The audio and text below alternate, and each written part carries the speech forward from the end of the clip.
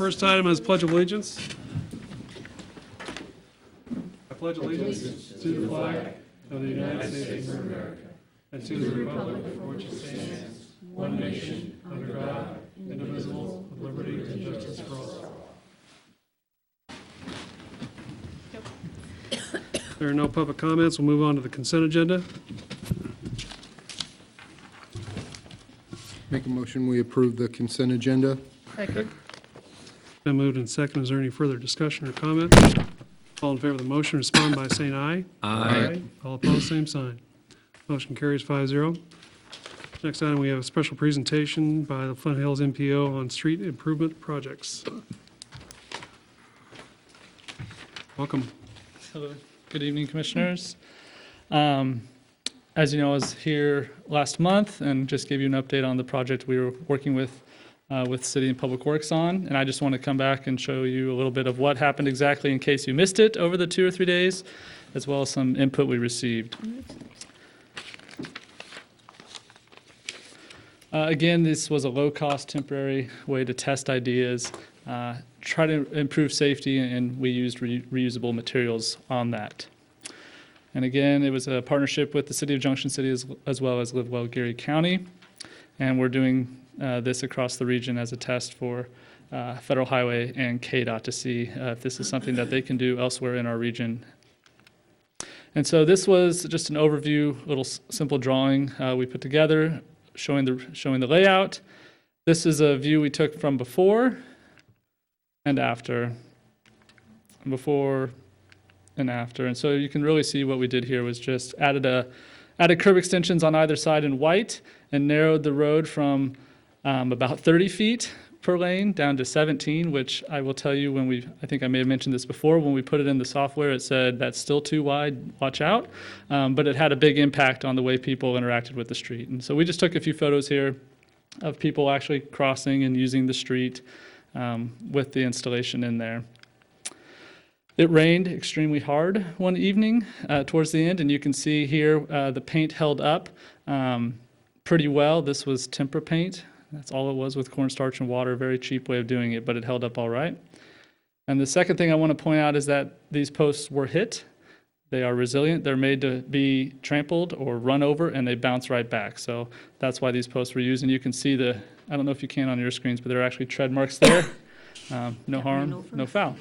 So that's better that than a person is the point. Were they hit because of somebody couldn't turn or somebody just wanted to hit them? Absolutely. People like to test things. Okay. So that's what they're made for. During the project, we were out here for several hours over 2 days, and we had these little pledge cards, and basically we interacted with 22 people that filled those out in support. Things we heard were it's much better, it slows down the traffic and makes me feel safer. I walk to and from City Hall building and court, and it is dangerous. People do not pay attention to the crosswalk at 7th and Jefferson.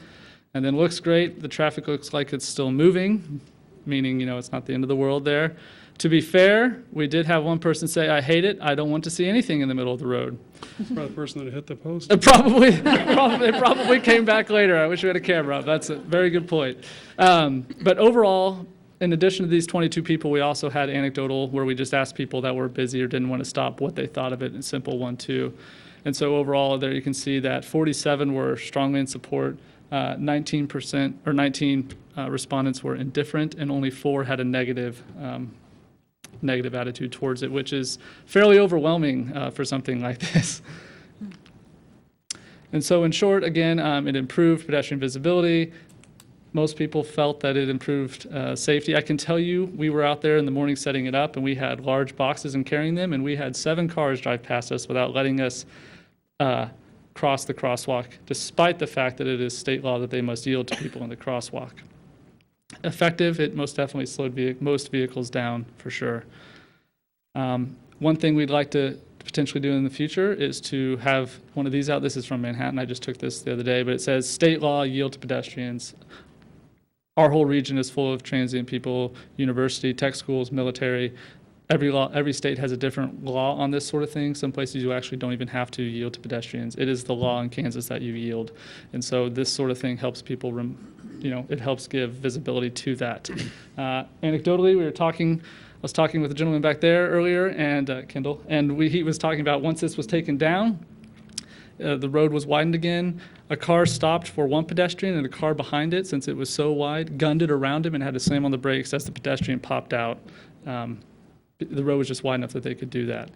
And so with that, thank you.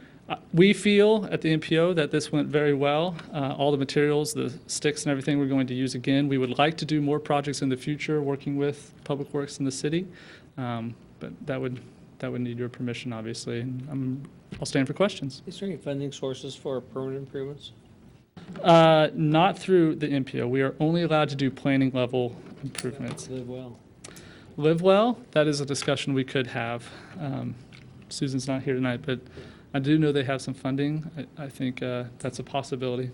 I think if you'd have come in and talked to the city staff, your numbers would have been even higher for the positive. For those of us that walk all the time across the street from the parking lots, to and forth from the court building. Yep. Yeah. Yeah, that's something, if you wanted to, we could look into. It would require working with Call Valley and getting permanent paint and things of that nature, and a stamp design and all of those sorts of things. Now, But, Ray, yeah. is that something that we can put back in kind of that temporary fashion? I mean, that was temporary with the paint, but those little pylons are semi-permanent. We can do that, Commissioner Underhill. Help with Jared and Call Valley getting some together to make sure that we're meeting the MUTCD. We can do some more of that stuff. Because I think, the consensus was it did make that kind of highly walked, crosswalk and everything safer. And so if that's something, we look into some more permanent structures, if we can do it a little bit more temporary, just to increase visibility there, I think we'd be for it. Yeah, we could almost do a semi-permanent, longer lasting paint, keep the sticks, not do concrete and spend, see how it goes. It doesn't have to go straight to concrete, for sure. Any other questions or comments? No. Thank you very much. All right, thank you. Appreciate it. Next item is a presentation by Play JC.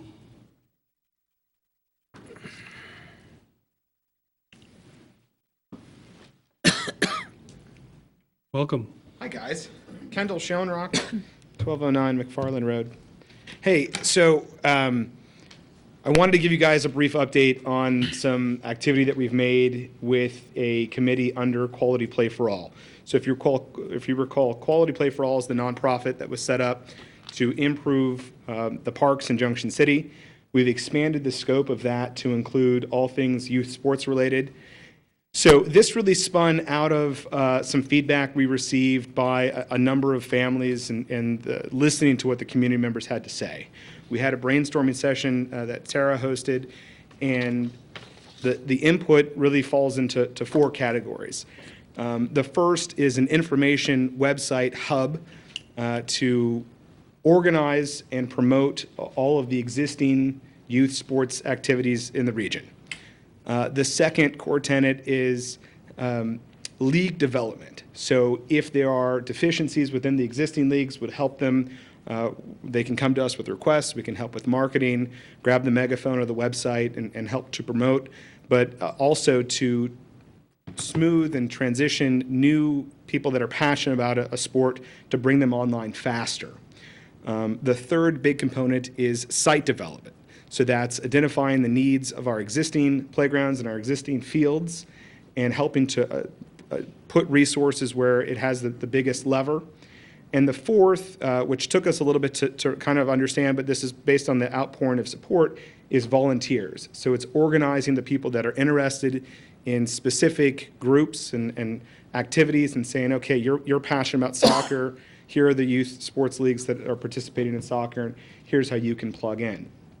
So what we learned with Quality Play for All and the upgrades at Fifth Street Playground Park is that the collaboration we had with Ed Lazier, where's Ed? Ed did an amazing job working with our group, and I really enjoy working with him in that capacity. So we bring ideas to the table. We have conversations with Ed. We bring them to the city. City says, yes, that's a go. And then we go and raise funds or execute. And this public-private partnership in terms of the park improvement has worked extremely well. And so as we extend that to the focus of youth sports and youth sports activities, the formal request that we'd like to make today is a continuation of that type of public-private partnership so that we can bring specific requests to Ed and the Parks Department to say, share information with us, share resources with us, and we can do the same because we're advertising and promoting the existing groups. We have a closer relationship with those groups, and we can help facilitate those formal requests to the city and be a really good intermediary between the organizations. So that's the first formal request. The second request, which is really to make sure that, look, we understand why a lot of the funding was pulled back on Parks and Rec. Moving forward, our request is going to be based on the need that is articulated by all these families that are coming forward now and saying, we want to continue our with these types of programs. We want to make sure that there's budget set aside, if not this year, then next year, and if not next year, the year after. There's a strong demand for this, and we want to continue this positive momentum. And with a $10,000 donation from the R2B4 Family Foundation, we will do the proof of concept with the website. And once we have that website going, we want that momentum to continue. And that's where we're going to need the support from this organization as well as private entities, the county, the CVB. We all need to come together and realize this is important and the community is asking for it. And it ties into all things quality of life related, right? So if we truly believe that we should have a community where people that retire from Fort Riley would want to stay, this is a core component of that. If their kids are plugged into sports and sports activities, there's a higher likelihood if they get out, they're going to stay. When we're recruiting and getting new businesses to come to Junction City, quality of life is the huge question mark, the intangible that we need to focus on, because it's a lot easier to recruit businesses to come here when you have nice parks and you have nice activities for our kids. And then the longer term strategy here, and I'm a big fan of 3 to 5 year plans, is where do we want to go longer term, 3 to 5 years for our sites, for our sports facilities, and we want to start to explore what those different sites look like 3 to 5 years out. Did I drop anything? Beautiful. Okay. Nope, done. So any questions from? No? So I think the formal request right now is we'd like to continue with the public-private partnership with Ed Lazier and the Parks Department. Any feedback from Ed? Just the only thing I wanted to add, when we visited, this is exactly how we run our Junior Baseball Association. We have for years with the outside community really do a lot of it. Mm-hmm. To see itself, the staff we support with the facilities, and I think that's kind of what you have in mind here too. Exactly. Doing the same type of thing. So we're going to listen to the needs for new equipment and things like that, and then those are the types of proposals that we want to bring back and say, here's why we need dollars and here's how we want to deploy them. Thank you. Thanks for your time. Thank you. Thanks, Terry. Move on to new business. First item is consideration of change order number 3, increasing the cost by $76,924 and contract time of 410 days of the water treatment plant Phase 1 improvement project. I want to turn it over to Don from HDR, Don Lindeman. Actually, we have 3 items here, so I don't know how he's going to cover them slide-wise, and maybe. Good evening, Mr. Mayor, members of the commission. I'm going to cover those. I've got a presentation up here that I'm going to do several things. I'm going to first take a look at the existing construction out there for both the water treatment plant and the wastewater treatment plants, and then I'll move into discussion on Phase 2 of that work, which relates to the last item. So I'll be covering kind of all 3 of the items relatively in my presentation. I even got the right direction on it. We're going to talk about, as I said, the water treatment plant, wastewater treatment plant, both Phase 1 construction that's ongoing and Phase 2 potential design and other items. I did want to point out on this slide, there's a picture of the municipal water use in Kansas for 2017. Carrie was kind enough to bring this to my attention, and I thought it would be good to put in the presentation to just show you that picture on that cover in the upper left-hand corner is the city's well number 20 that was constructed as part of the Phase 1 construction. It's just taken from the backside, and you can kind of see your water tank at the water treatment plant behind it in the bottom left-hand corner. It doesn't call it out because it didn't get the Junction City name on the water treatment plant, but I did want to point out that it was included in the department's summary from 27. I thought that was pretty cool. So the first thing I'll talk about is the water treatment plant, Phase 1 construction improvements.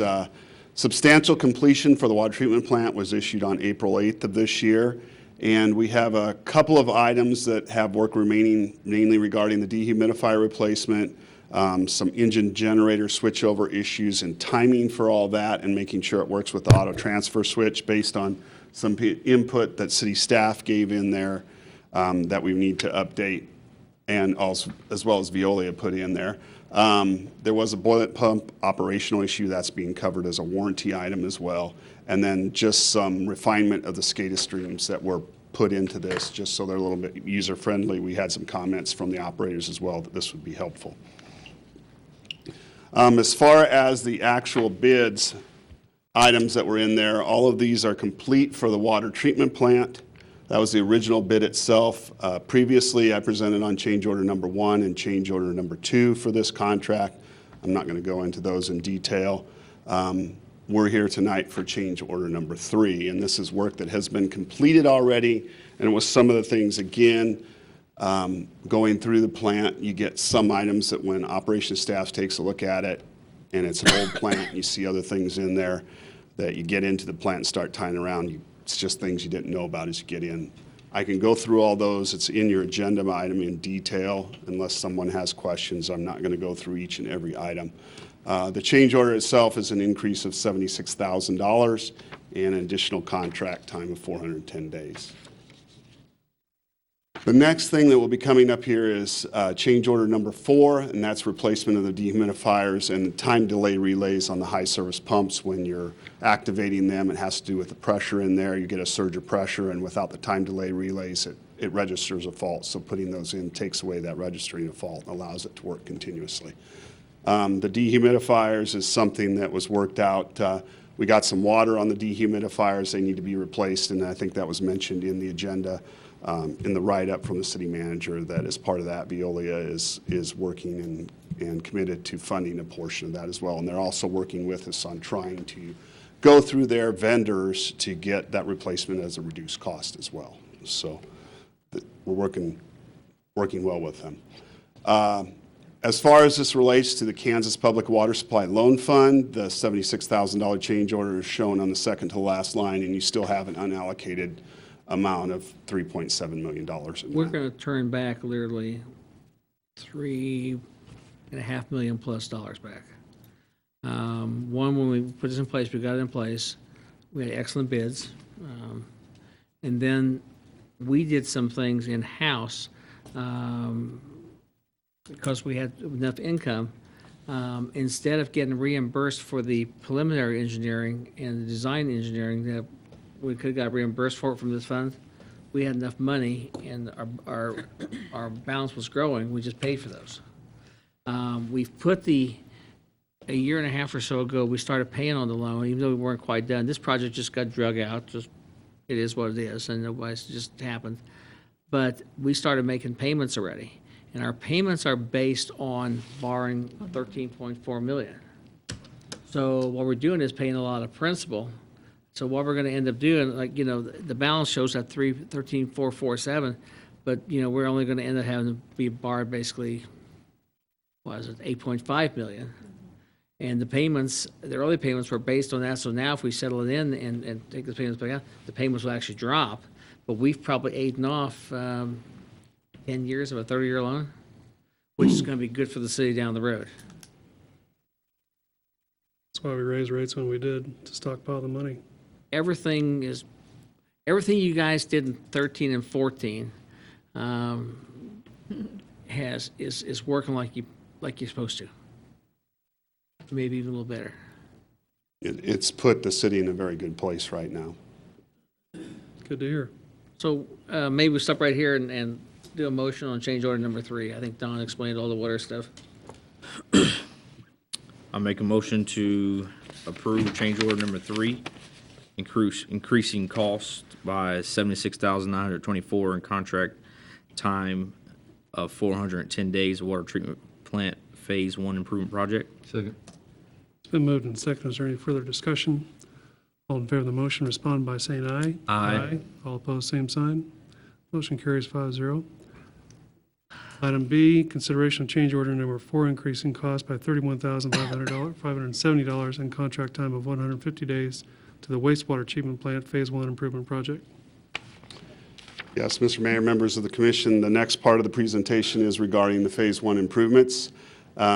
With regard, in this, I will start with the east wastewater treatment plant and then talk about the southwest treatment plant. They're all under the same project, but there's different things happening at both of them. So on the east wastewater treatment plant, we are completed with the bid items that were in there. As I have reported previously, we're here to talk about change order number 4 from that. There's 3 major items in there that we're taking a look at. Like I mentioned earlier, one of those is the odor control system. Once it was built, the operator Veolia took a look at it, and the water was draining in an area which wasn't positive because it was running down there and ended up on a sidewalk, creating a little bit of an icy spot. So we redid that water line, put some other things out in there to help with freezing of the pipeline so they didn't have issues. And then also one of the things was the MCC feeder. When we were out there going to put in the feeds, there was buried conduit and a junction box that we couldn't see, didn't have anything. It was buried underground. So we had to make some modifications to adjust that as well. There is another pending change order number 5, which I'll talk about in a little bit here.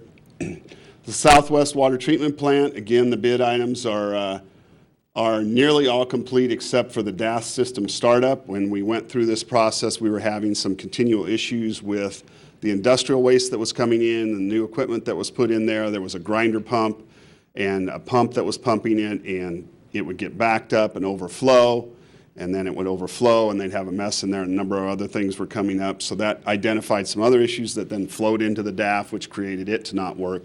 After going back and forth with the manufacturer of the pump, we found out that the pump was not put in the way it should be to operate. So when they fixed that, it operated the way it was supposed to in the first place. So now we're at a point we can go ahead and start the operation of that dissolved air flotation device and finish it up and get it running again. So that's when it says the DAF system startup, that's why it has not started up yet.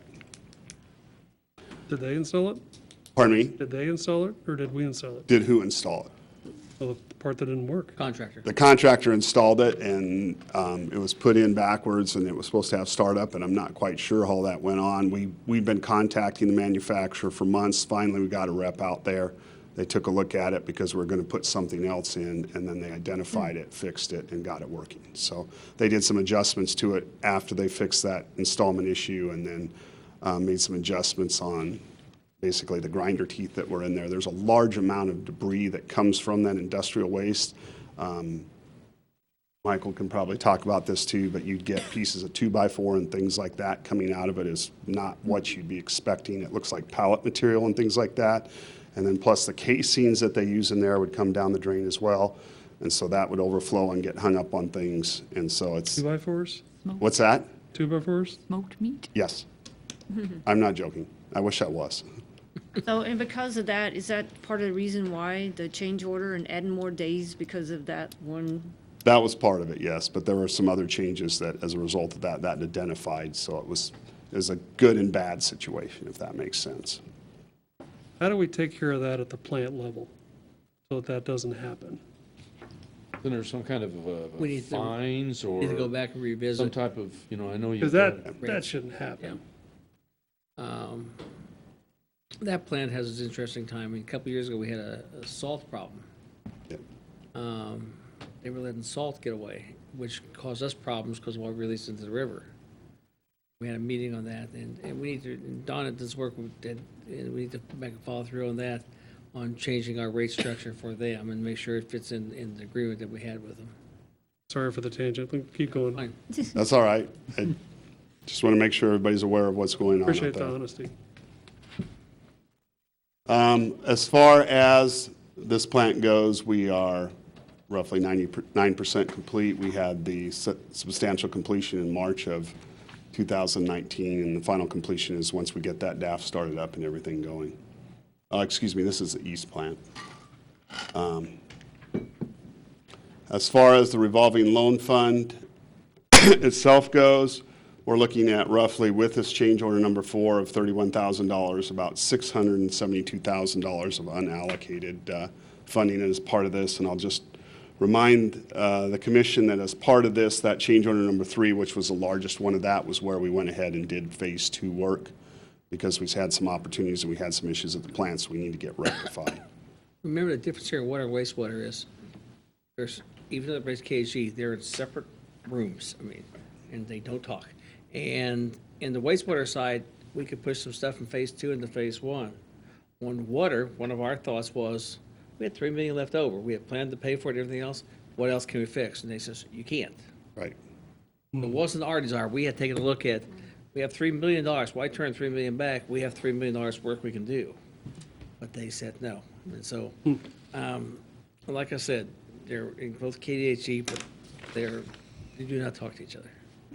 They have different programs in the way they implement them. And different funding sources. I get all that, but still. Any questions? Your motion? The items. I make a motion to approve change order number 4, adding $31,570 and 150 days. Second. It's been moved and seconded. Is there any further discussion or comment? All in favor of the motion, respond by saying aye. Aye. All opposed, same sign. Motion carries 5-0. Next item, consideration of amendment number 1, agreement for engineering services with HER Engineering for phase 2 and 3 of the water plant improvements. Amendment number 1 is going off of the original task order that was signed here last year.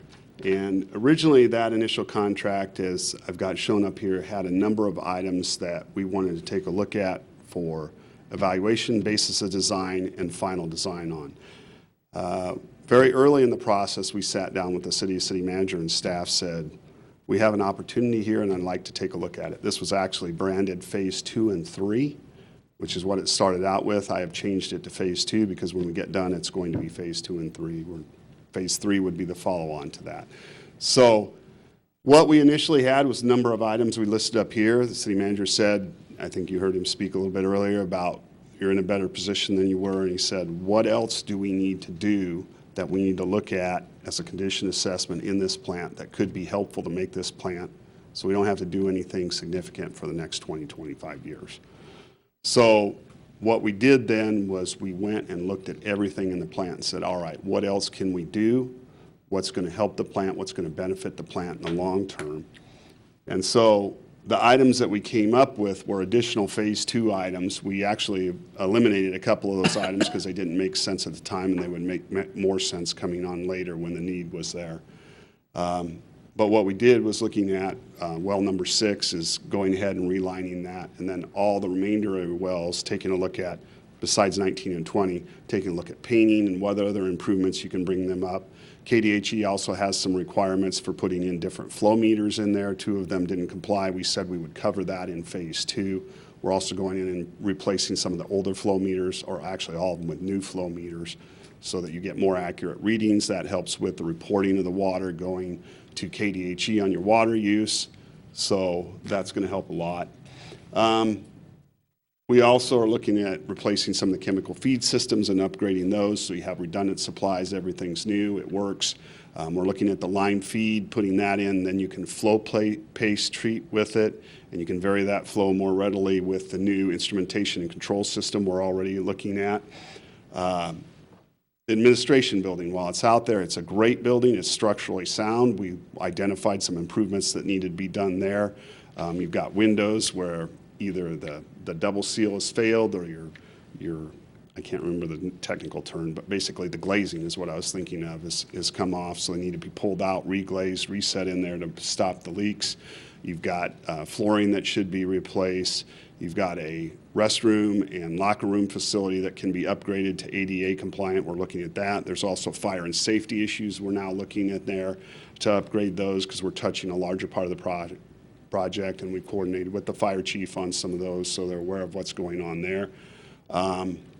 working on the filters in the water treatment plant itself and making it so you can isolate and operate them a little more effectively, replacing some of the older valves that are in there, working on the transfer pumps. As Carrie will tell you, the transfer pumps are workhorses and they work well, but they still need to be pulled out and have the pumps refurbished, maybe get some new motors on them and repair some of the valves and piping in there because it's original construction, which I think that makes it almost 45 years old. So it's kind of past its, it was 76, wasn't it, Carrie? In the mid-70s. Yeah, so about 45 years. So just some things you need to do. The valves and things have gone through their life cycle, and it's time, even though they're working, and Carrie says, yeah, they work, but they're potentially could fail at any moment. So, and then one of the other things we looked out in the distribution system at the Spruce Street Towers, you have 2 ground storage tanks there, which are older. They need to be upgraded and replaced with some newer construction, so we're looking at replacing those and bringing those on. And so that's part of what we added in there as well, because they're basically beyond their useful life. And then replacing the booster pump station pumps that are there at the Spruce Street site as well. So that's all the new things that were added into the contract, and which is why we're here for Amendment 1 to take a look at that. Again, the goal is to make everything so we're good for 20, 25 years and longer. When will we be done? With the plant, Yeah, with everything. I mean, well, you'll never be done, unfortunately, because there's still operation and maintenance items that are going to come up Understood, continuously. but as far as But- big projects go, everything's upgraded and fixed and good for. When this one, your major equipment and everything will upgrade and fix, and you'll just have normal maintenance items that you'll look at. And for example, the wells, then there'll be a cleaning schedule, a rehab schedule for the pumps and motors and that sort of thing that'll go on there. But the large capital expenditures will be done at the end of Phase 2 construction. And as far as finance, we have enough money. Again, this all goes back to the piece you did in 2014 with the Raffaello study. And we may revisit with them and redo the study this summer, because as we move to the next phase and make sure we have everything in place. The city you adopted a sound financial plan, so we have money available to pay for these fees. And as we move into the project, and we'll debate how we want to pay for the project, will be another long-term loan, will it be a partial? And until you see numbers, it's hard to guesstimate on those. But, I think these are the things we have to be doing, because your system was behind the 8 ball, and now we're putting it on the other side, and making those improvements that, Do we have a handle on our water loss? I haven't heard a percentage in some time. Yeah, I don't know what it was this year. I think we're still guessing on that, because maybe last year was the first, this report we had this year, maybe was the first time we had an accurate report. We worked on it, but there was a lot of errors made by, I'm not gonna name names here, but I believe the report you had this year was as accurate as ever been.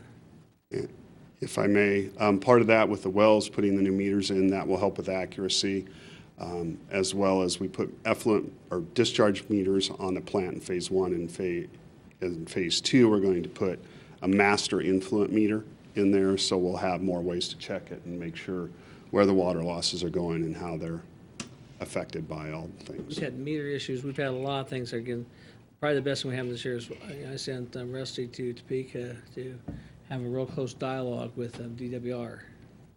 And that has been very beneficial. Questions? I make a motion to approve amendment number 1, agreement for engineering services, which HDR Engineering for Phase 2 and 3 water plant improvements. Second. Been moved and seconded. Is there any further discussion or comment? All in favor of the motion, respond by saying aye. Aye. All opposed, same sign. Motion carries 5-0. Thank you. If I may, I just have a couple more slides I'd like to, or one more slide actually, I'd like to go over with regard to wastewater treatment plant Phase 2 improvements as well. We're under an existing contract, and what that contract is doing right now, it's a much smaller contract than the other 2 we talked about. We're looking at process improvements that will help meet future treatment needs for total nitrogen and total phosphorates that KDHE is requiring on the discharge side of that. So we have gone through modeling on both the east and the southwest wastewater treatment plant, looking at what process improvements could be made for that. A secondary portion of that is looking at biosolids treatment. Right now, Veolia is struggling with the biosolids. With as wet as it is, they haven't been able to get out into the fields and discharge it, so they're storing a lot on site. So we're also looking at that and looking at ways that can help expedite them getting rid of it when there is time there and putting it in a stable solution so that they can do what they need to when the time comes. So that's part of a much smaller work scope that we're looking at as part of that also. Then we're developing all the capital costs in that to look at how much everything would cost and kind of go through our menu and say these are the things we want to do for that as well. So I suspect if the city asks us to do it, we may be coming back with a scope for that work as well. So I just wanted to update you on what else was going on with regard to the wastewater treatment plants. Thank you. Thank you. Thank you. Next item is consideration to award the resurface of 2 tennis courts and 1 basketball court to Mid-American Court Works in the amount of $28,700. Mr. Lazier. Good evening, Mayor, Commissioners. Started this process back in, I think, February. We started the bidding process, went through the process, didn't like any of the bids, so we brought it to you folks to reject all bids because what turned out is none of the contractors actually came out on site and visited the site. So we rebid this project. I got 2 bids this time, and both of the bidders were actually, one bidder I know, I met him and spent a considerable amount of time out on the site with him, and the other bidder in his packet said he visited the site. So what we're looking at is we'd like to recommend the award of bid to Mid-America Court Works out of Wichita, Kansas. Through this process, what we've really learned, and we had the failure on the Fifth Street one, is it's all about the preparation, how much work they do prior to putting that coating on. And so visiting with Mr. Snyder from Mid-America Court Works, I got the good indication that he's really aware of that, and he has budgeted the money he needs to spend the time he needs to really get these older courts brought back up to speed. So our recommendation is the Mid-America Court Works. If the commission approves this, are you going to try to have him finish the test Also, work? yes, and at the same time, we have received a bid from him to redo the Fifth Street project, make the repairs to that. You have not paid the original contract? Exactly. We withheld $10,000 from the original contractor, and his bid is $12,000. So a little bit more. But so he thinks he can be in town around September. With all the rain, they're kind of behind. But I think that's our best process is, like I say, with the older courts, what we're learning is you really have to spend the time to get those surfaces prepared properly. And he seems like the guy that's willing to do it. And obviously he bid it accordingly too, to spend the time to get it done right. You checked his references too? Definitely. This is, and I always try to disclose when I've worked with a company before. This company, Court Works, Mr. Snyder, Yep. did a large project for me in their community, and rock started. Good. Questions? I'll make a motion to approve the award of bid to Mid-American Court Works in the amount of $28,700. Second. Been moved and seconded. Is there any further discussion or comment? All in favor of the motion, respond by saying aye. Aye. All opposed, same sign. Thank you. Carried 5-0. Thank you. Next item is consideration of the request to purchase a reserve engine for the fire department. Chief Johnson. Mr. Mayor, Commissioners, to give you some background, we're in need of purchasing an apparatus to act as a reserve fire apparatus. The apparatus that we had was a 2006 Pierce fire apparatus. It came to an end of its life cycle in 2017. At that time, we discovered a water leak in the actual tank that held the water for the truck, which leaked into the fuel cell, which created an engine failure. And also during that time that it was leaking from the truck, it rusted through the frame rails of the apparatus itself. This left us without a reserve apparatus. In 2018, we applied to the Assistance to Firefighter grant, and we were denied our grant because they consider 4-year-old fire trucks too new. Even though we were trying to replace the 2006, they consider the ones that we had in service to be adequate. So recently, over the last month, we have been dealing with a electrical and electronic failure issue on our aerial and our engine. So we have had one engine from Junction City in service, and we have borrowed a small engine from the county that has been in service. And we are using their only crew cab truck. So what we're looking at requesting from the board for approval is to purchase a 2000 Pierce fire truck that's in, for sale for $29,998. This apparatus will act as a reserve unit so that if we have issues like this in the future, we do not have to reach out to other agencies and ask them to give up one of their frontline trucks. We reached out to Salina, Topeka, Manhattan, Fort Riley. We reached out to everybody, and the county was gracious enough to let us utilize their apparatus. And the only this apparatus, through research I have found, was taken out of service in, I think, January of this year. It was replaced because the department buys new apparatus. They're lucky enough they can buy them every 4 years. So this came out of their fleet. It has 53,000 miles on it, which is considerably low for a 2000.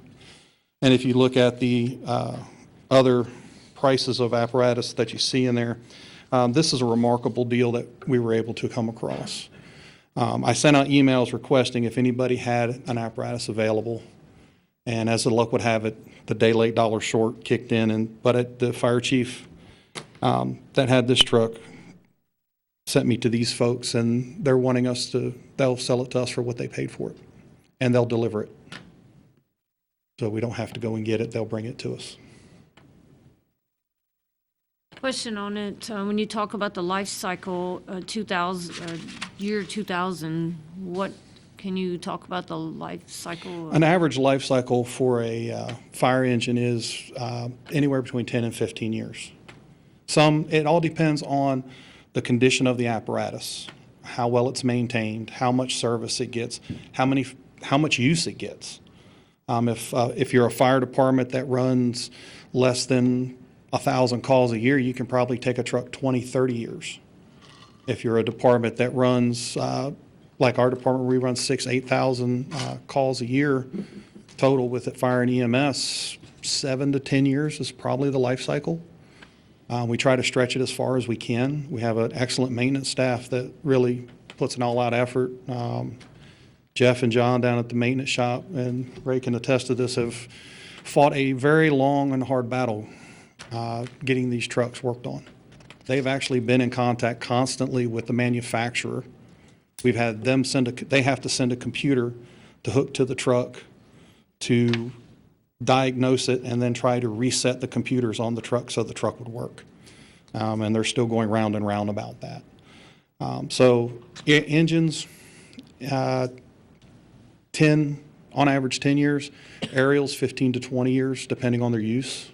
How many times, or how much stress we're putting those vehicles under as we run them up and down the roads, pump at fires, with aerials, raise the ladders, what kind of weight we're putting on the ladder tips. They're tested annually, so we can gauge it out when we need to start looking at that process. Chief, have you guys seen this one? It looks immaculate. Have you gone down and looked at it? I have not gone to Florida to look at it. I know the chief through my deal going to the National Fire Academy. He's one of the EFO graduates with us. He says it's a sound truck. All the maintenance records come with it. All the books come with it. Everything comes with it.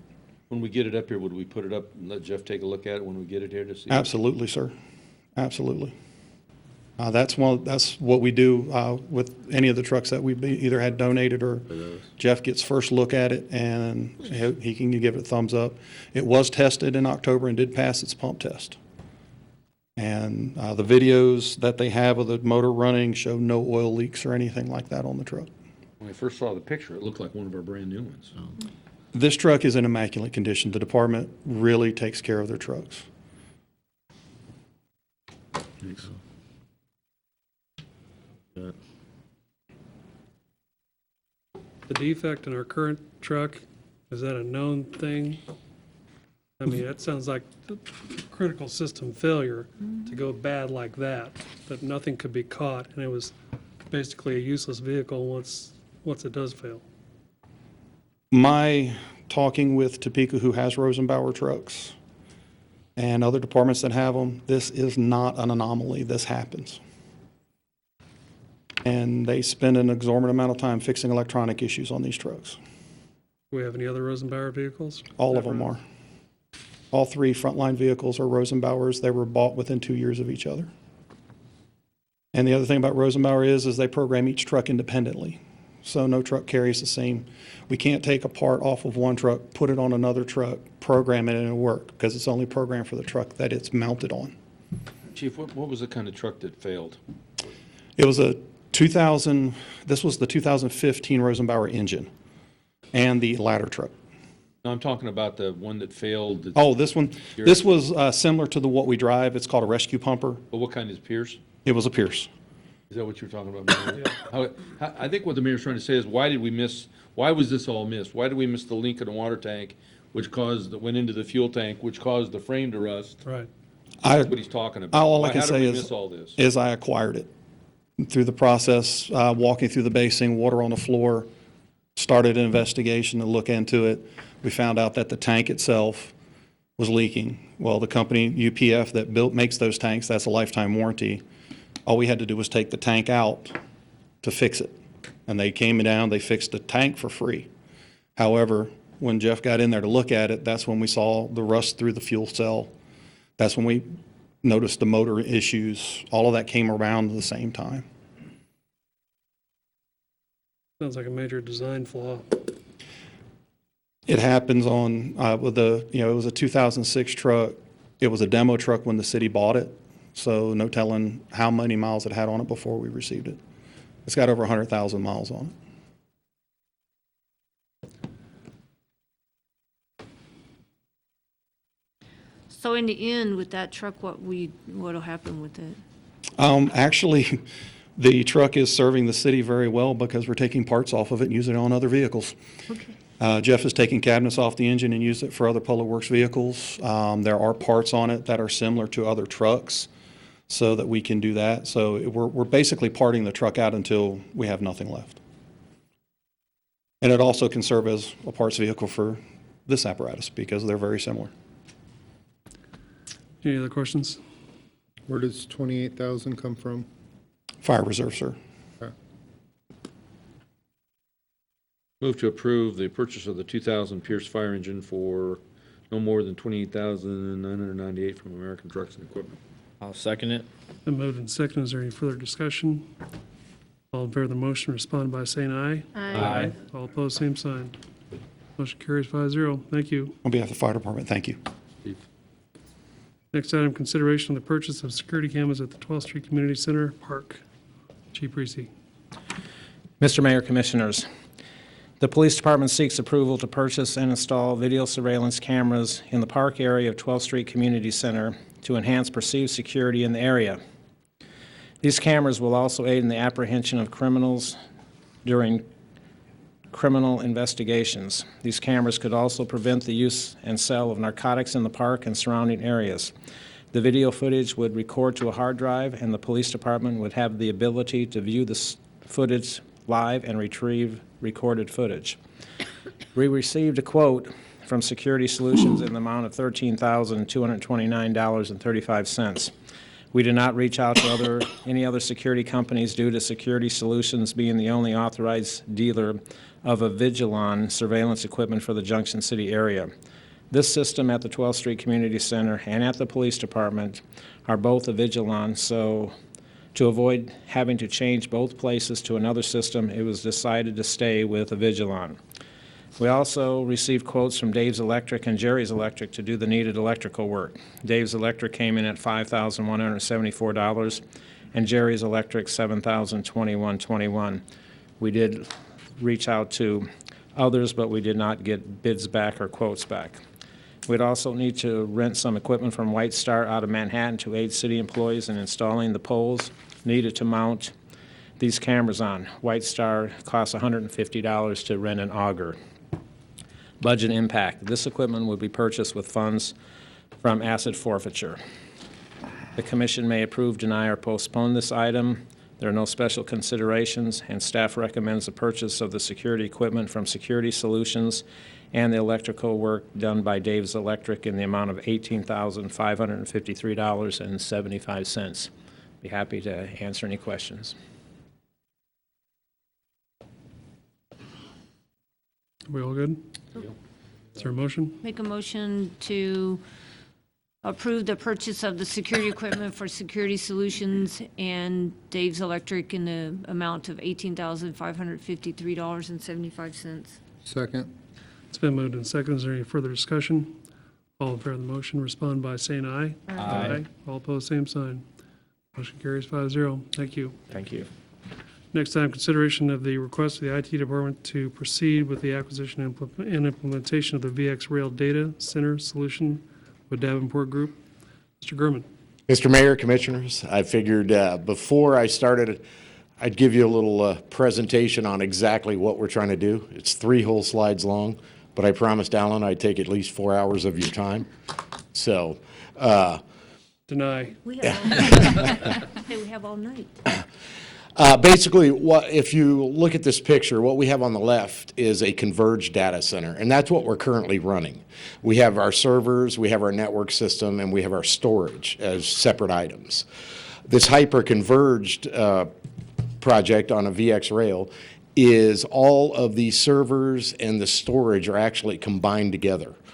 And it allows for a much faster, more reliable communication between the devices. Our big concern now is, right now we have 6 servers that run our virtual servers, and we have 3 storage arrays, but they're not copies of each other. So right now we have a single point of failure. The solution that we're bringing forward has 4 of these in each location. There will be 4 of these systems in the police department and 4 of these systems in the municipal building, and they will be exact copies of each other. Everything can run on actually 3 of those rails. Everything the city owns can actually run on 3. The reason they have 4 is when you have to upgrade them, you don't have to bring anything down. You just push a button and say update, and the system automatically says, okay, I'm going to update this one, so we're going to move everything off of number 1. It updates number 1. When it's done, it goes, okay, let's move stuff off of number 2. We'll update number 2. It does it automatically. And with our limited staff, that's one advantage that we currently don't have. But I just wanted to give you a brief overview of what we were talking about on this project. Because right now, if you go back, right now we have 1 converged center, and it's all a municipal building. If the municipal building got taken out by a tornado or something worse, we had a flood, it would take us months to recover to get everybody working. So that's the object of this project. But we started back in January timeframe looking at the 3 top vendors nationwide. We looked at Nutanix, Simplivity, which is owned by HPE, and VX Rail, which is owned by Dell.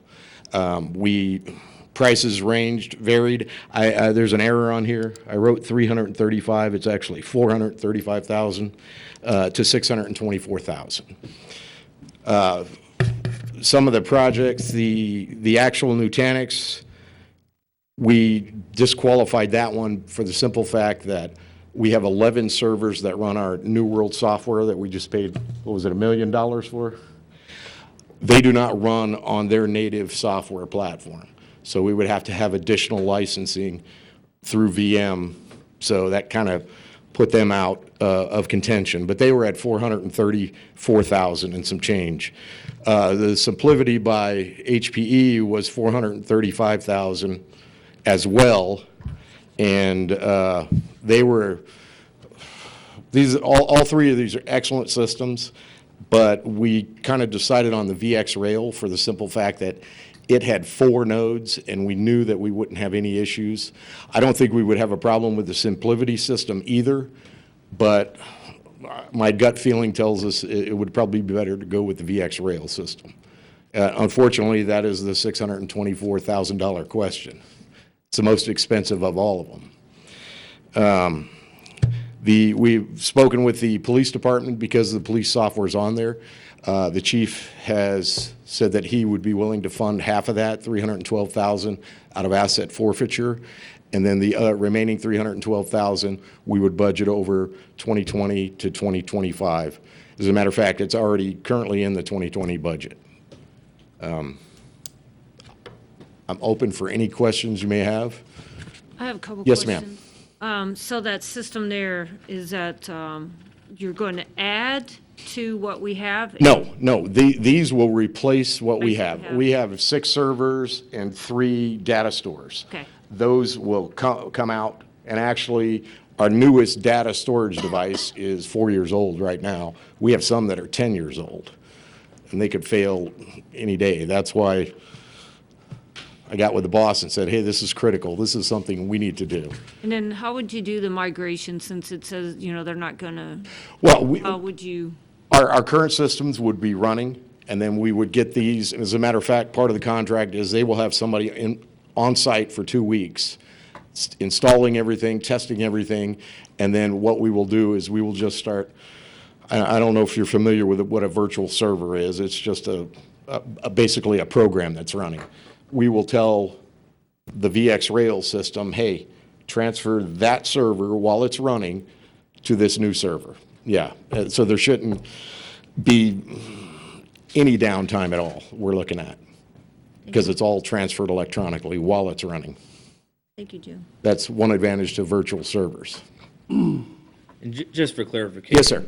Those 2 systems always running, correct? So if in an event of Yes. emergency, Yes. it's seamless. Yes, if you look at the top, yeah, it's seamless, and that was one of the things we looked at. If for some reason the system at the municipal building failed, Right, they have what they call a witness computer, and it talks to both of them at the same time and says, hey, I can't talk to this anytime anymore. You're up. You're now active. So in the case that we lost either the police department or the municipal building, we could run operations out of one or the other. You could go down to the police department and pay your water bill if you needed to. Gotcha. Any other questions? I think this is good use of asset forfeiture funds. I mean, I think that saves us. I mean, I think that's really good. Good. I make a motion to approve the request for the IT department to proceed with the acquisition and implementation of VX Rail data center solution with Davenport Group. Second. Been moved and seconded. Is there any further discussion? All in favor of the motion, respond by saying aye. Aye. Aye. Opposed, same sign. Motion carries 5-0. Thank you. Thank you, sir. Next item, consideration of the FAA agreement for the environmental assessment, number 320-0039-013, 2019. Is that hike? Mr. Mayor, Commissioners, back in December 12th, 2018, the Commission approved the environmental assessment study, and that was one of the requirements with the FAA to get our airport master plan completed. And so you awarded that to Alfred Benish and Company for $99,090. And during that process, we asked the FAA if we could apply for a grant, and they said yes. So we applied for the grant, and on June 11, 2019, we received the paperwork from the FAA saying that they would fund the grant for the amount of $99,091.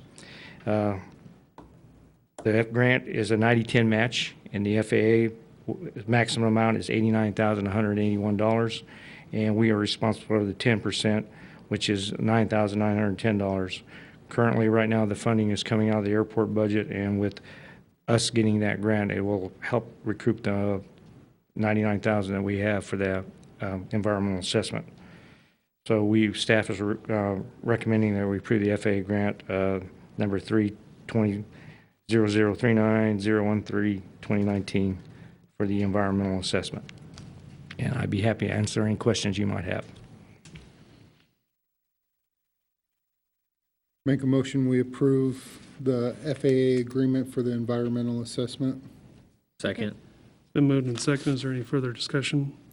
All in favor of the motion, respond by saying aye. Aye. All opposed, same sign. Motion carries 5-0. Thank you, Mr. Mayor, Commissioners. Next item, consideration of the request to change credit card management software to Open Edge. Mayor, Commissioners, most of all of our softwares within the city currently use e-money. We're requesting your approval to change over to Open Edge. This was suggested through one of our accounting consultants because he works with other cities and they've had good luck with this. What they did is they took some of our previous months, ran it through, and they, and April is what it was, and when they ran it through, they showed that they could save us, what was it? It was $1,400 for that month in fees and transaction fees, which comes out to $16,800 a year, which that April didn't include the pool, so we would have additional savings when the pool is open. And this also will help with our reconciliation because it integrates with our encode system better, which helps our treasurer balance. So basically, it draws a clearer line in the sand when the transactions, what month the transactions clear on. So as far as an impact, it would just be a positive impact on our budget by saving us transaction fees. We probably spend 70, I think it's been a couple years since we pulled the numbers, $70,000, $80,000 in credit card fees a year. We don't charge for credit card fees any of the place. I don't know if you want to in our so-called retail, Spin City Pool, 12th Street Center, and the golf course. City utility bills, some cities do charge and upcharge. We have a little processing fee, but not our credit card fee. And then courts was the big one that, you know, people come and use the card for that. The plus side of that is you never get a bad credit card. You know, you don't get, the funds are there. I mean, we don't chase after bad checks, and so there's something to be said for that too. And I think this is just a way to save a little more money.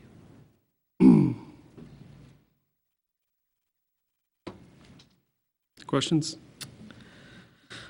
Make a motion to approve the request to change credit card management software to OpenEdge.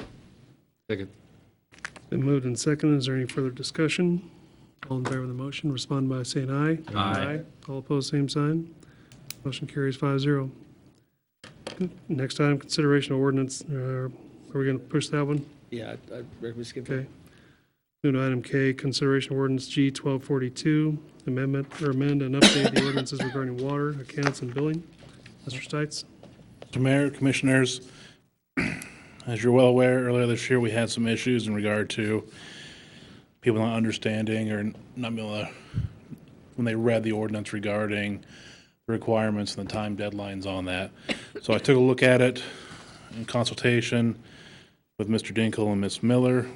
We added in a definition to our water ordinances defining disconnect, disconnection, shut off, or termination. One, that way in case we use varying language in our publications, the bill, that way, no matter what word is used, it all has the same meaning. The other part is we make sure they realize that it's a legal shut-off, not necessarily a physical shut-off. So while we're in the pre-AMI days, that way if it's the day after you're supposed to pay it, whether or not they've got down there and cut the water off, it's still considered legally late or legally delinquent and terminated. So that way it's clear and above board for everybody to understand. And then what we did later on, I want to highlight Section 2, 790C. We just defined clearly that you have the 18 days after the date of issue of the bill, and that's when it becomes delinquent. Then you get to termination when you hit 7 days after 18 days. Just to be clear, we threw in it's the 25th day. It's always better to be clear than not regarding these ordinances and timelines. And then we also add one in, because about a decade ago, the state legislature changed how you calculate days when it comes to filing things. So I took a bit from that. So that way it's the termination of the delinquent date hit on a weekend, or let's say it hits on the 4th of July. We're not going to say, okay, you didn't pay it by the 4th, on the 4th of July, so then we push it back to the next business day.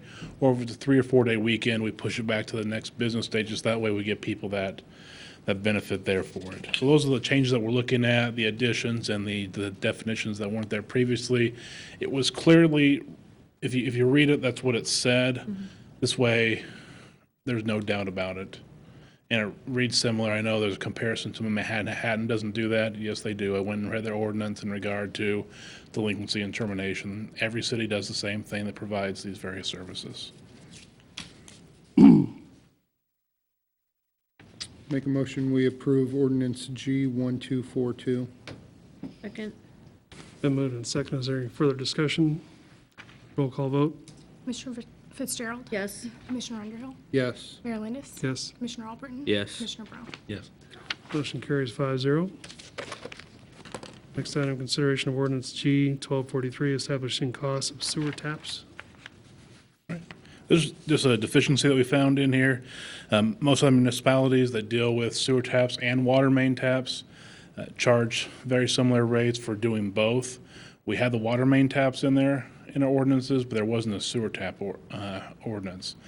So I got with Mr. Ibarra, which for some reason I feel like this should be his ordinance to bring before you. But I got with him to see what the rates were that we should be charging regarding that, and made an ordinance, found a blank space, and that way we could read what it should and line with what other municipalities do in the same area. Questions? I make a motion to approve the proposed ordinance as presented. Second. It's been moved and seconded. Is there any further discussion? Roll call vote. Commissioner Fitzgerald. Yes. Commissioner Underhill. Yes. Mayor Landis. Yes. Commissioner Albritton. Yes. Commissioner Brown. Yes. Item passes 5-0. Next item, consideration of ordinance G 1244, repealing adultery section and offenses. Quite a smattering of ordinances tonight. Please proceed. That a proclamation, sir? Well, Mayor, Commission, I figured I was going to be up here anyway. This was one that I've been kind of kicking around for a while. A part of it is yes, it's still in the state books. I double checked that again. That doesn't mean that anybody's prosecuting it. So it's one of those things that should it be on the books if people aren't prosecuting it. One of the reasons they stopped doing it, I listed out in the memo, is there's Lawrence v. Texas that came down in 2003 and has applied here in Kansas in 2006, and State v. I think it's Lamone in 2004. And so basically in that, even Justice Scalia in his dissent said that based upon that ruling, that it called into question fornication, adultery, other morality-based statutes and ordinances. So it's one of those things of, is it worth it for the city to have it criminalized? We're not saying it's right by decriminalizing it, but at the same time, is it one of those offenses, unlike domestic battery, currently marijuana, DUI, of what we want to be having our focus on? We still prosecute all those. We prosecute the buying and selling of sexual relations. Somehow it's still a misdemeanor, but that's where we're at, and it's on our ordinance books as well. So it is one of those of, it could lead to potential litigation regarding consensual acts between adults, so I figured I'd bring it before the commission. Questions? It's like I say, the entire time I was a police officer in 37 and a half years, I don't recall this incident 18 months ago. Was the first I didn't even know you had one 18 months ago, but I don't think in my entire career from 78 to 2016 did we level that charge against anyone, ever. So I think this is a long time coming. I make a motion to approve the ordinance as presented. Second. It's been moved and seconded. Is there any further discussion? Roll call vote. Commissioner Fitzgerald. Yes. Commissioner Underhill. Yes. Mayor Landis. Yes. Commissioner Albritton. Yes. Commissioner Brown. Yes. Item carries 5-0. Next item, consideration resolution R 2903, authorizing the filing of a U.S. Department of Transportation to build grant. Mayor and Commissioners, of course, as you've been told in the past, we're making an application in the next week for a build grant, basically for up to a $10 million project, give or take. Lindsay has done a super job of getting the support letters. We still need a couple more. Getting the application, Call Valley's working on the application on our behalf, and get that out. This basically will give the mayor the authority to sign everything, and like we do with everything else, and that will move forward with the project if we get funded. This would be tremendous if we get this. I mean, it's a home run for much-needed safety issues. Make a motion, we approve resolution R 2903. Second. It's been moved and seconded. Is there any further discussion? All in favor of the motion, respond by saying aye. Aye. All opposed, same sign. Motion carries 5-0. Commissioner comments, Commissioner Brown. I want to wish everybody a happy 4th. Looking forward to the Sundown Salute activities starting Wednesday, right, tomorrow? Been very happy and pleased with the The ball fields that we redid at Sertoma, I've had compliments about Sertoma and the ones at South Park. I was at practice there when my grandson was practicing there the other night.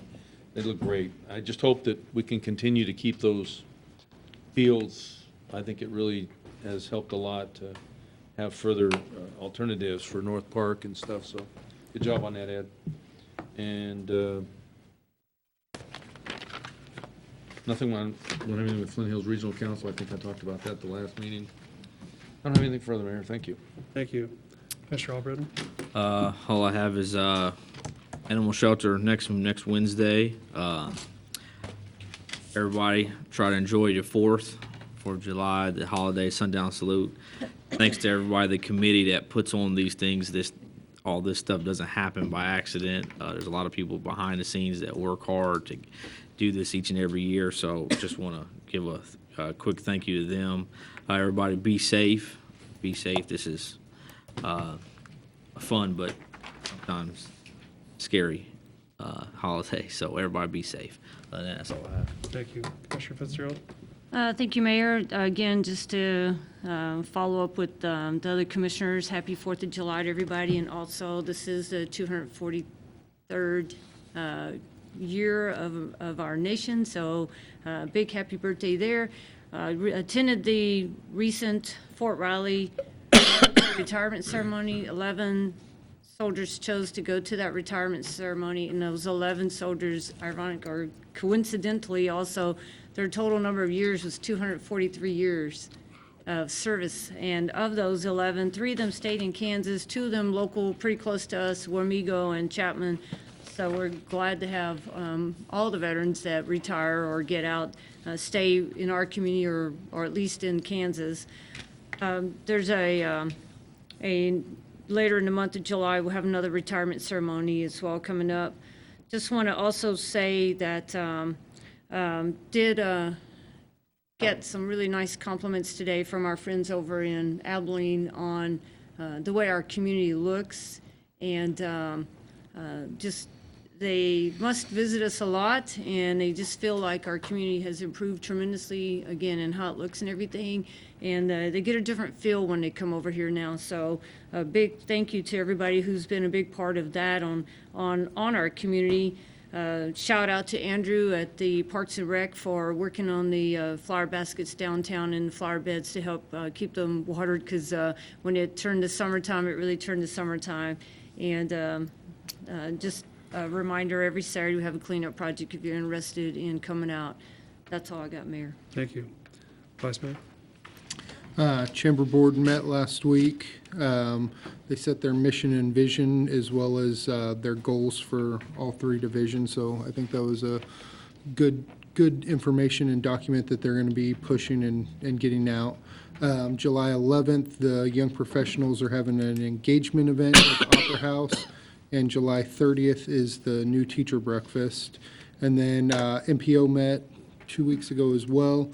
Very limited budget, but we approved the support letter for the build grant, so thought that was important. Very good. Thank you. A few things. We had an EDC meeting this past month. Kind of talked about ongoing projects and budget and how important EDC is for our community. We have to continue to reach out and support EDC for their mission, because we need more business here, more business, more jobs, more people staying here once they leave the military. All those things kind of keep our city going, so it's vitally important. I'd like to thank city staff and their hard work on the budget. You guys have done a great job holding the line on things yet again. I think this will help us and shows the faith the community has in us. When we asked them to renew the 1-cent sales tax later this year, that we've done our part. We've held the line on taxes throughout, even with all of our debt. We haven't raised, the mill levy except for 1 year, and then we roll it back the year after that. So we're good to our word, and we asked the citizen support for that in November.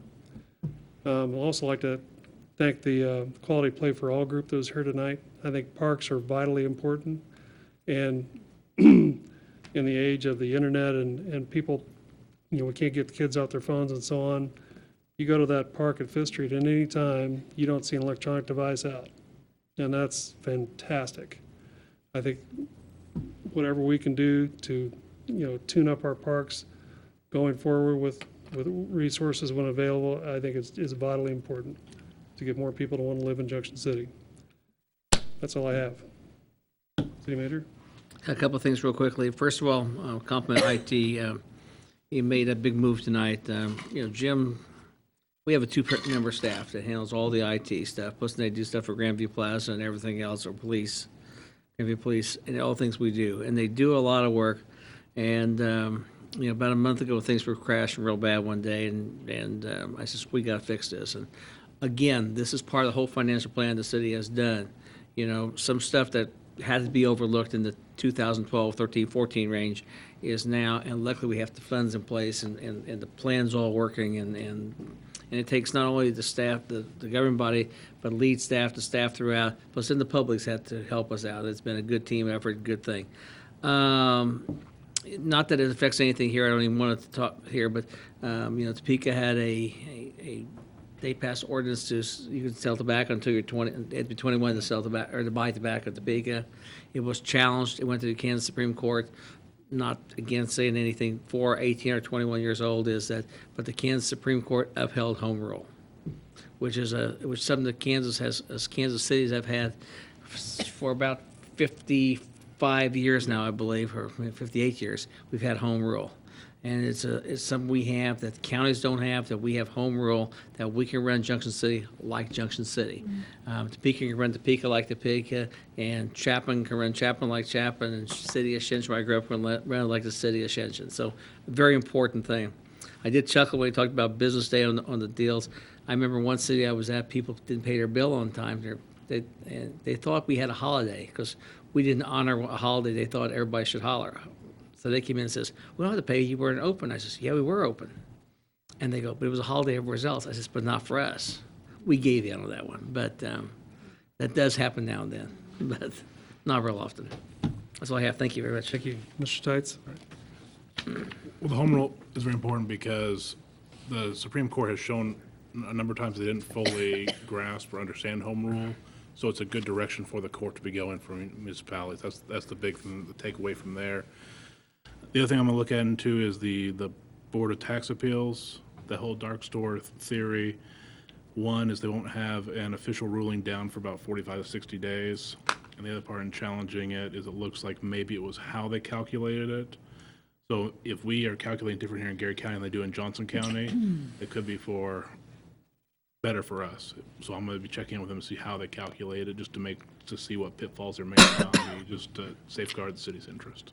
Very good. I'll send you all a copy of the Johnson County thing. I just got it today. Ms. Miller?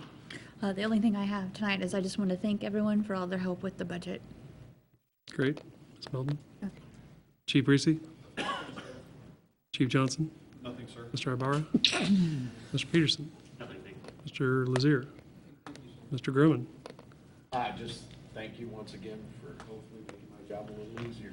Thank you for all you guys do. You do a ton of work for just two guys. I mean, it's really amazing. I mean, since I've been here, I still can't believe all the stuff that you do, all the things that you support. So thank you very much. Is there a motion? Make a motion to adjourn. Second. All in favor? Aye. Thank you and good night. Happy 4th. Happy 4th. God bless us.